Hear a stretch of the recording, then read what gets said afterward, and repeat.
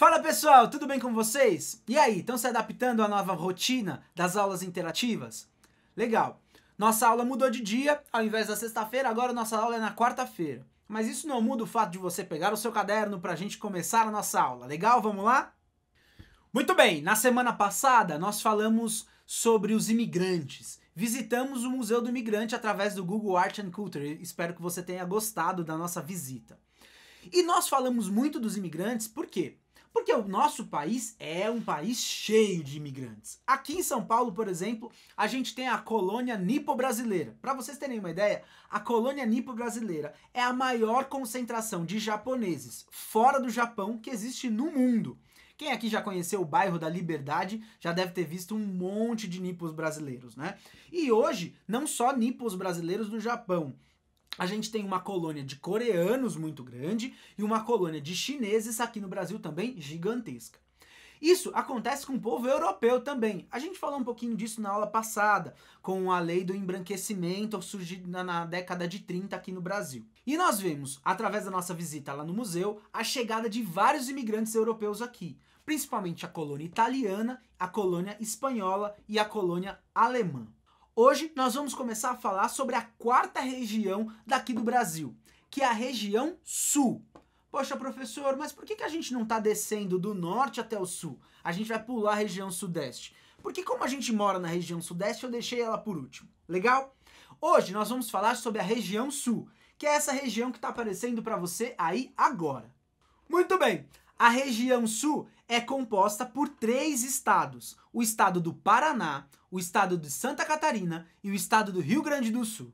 A região sul é uma região historicamente muito importante para o Brasil. Além de a gente falar sobre os imigrantes que chegaram e se adaptaram muito bem à região sul, nós vamos falar isso nas próximas aulas, a região sul também é muito importante por causa das expansões territoriais que aconteceram no Brasil lá. Nós vamos falar um pouquinho sobre as guerras que aconteceram lá e também sobre as expansões e as divisas que nós temos.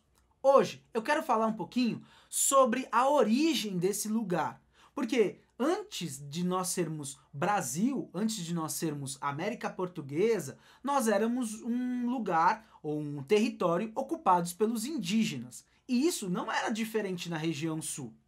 O que é muito interessante na região sul é o tipo de indígenas que nós tínhamos naquele lugar. As tribos indígenas que nós tínhamos na região sul eram muito diferentes das tribos indígenas que nós tínhamos e que habitavam na região nordeste e na região sudeste. Eram tribos diferentes da linhagem da tribo Tupi.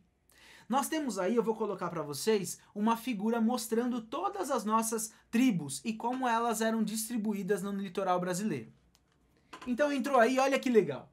A gente tem lá em cima o tronco Tupi descendo Tupinambá, Tremembé, Potiguara, Tabajara, Caeté, Tupinambá, Tupiniquim, Aimoré, Goitacás, Terminó, Tamoio, Tupiniquim.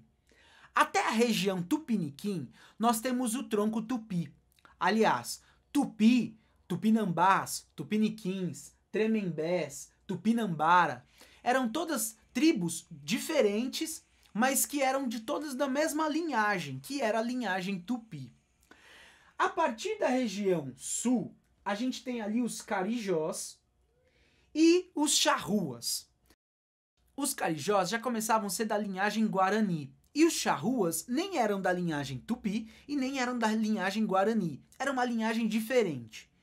Eu não vou falar muito sobre os charruas, porque a nossa atividade dessa semana, e a partir dessa semana, toda semana vai ter uma atividade no plural para a gente fazer, é sobre os charruas. A nossa atividade vai ser uma atividade simples. Eu quero que vocês, em poucas linhas, apenas 5, falem para mim um pouco sobre os índios charruas e como eles influenciaram diretamente a cultura no Rio Grande do Sul. A região sul é uma região muito rica, na área pecuária com a criação de gado. E bem por isso é muito comum a gente associar o pessoal da região sul com o bom e velho churrasco, tchê. Barbaridade. Muito bem.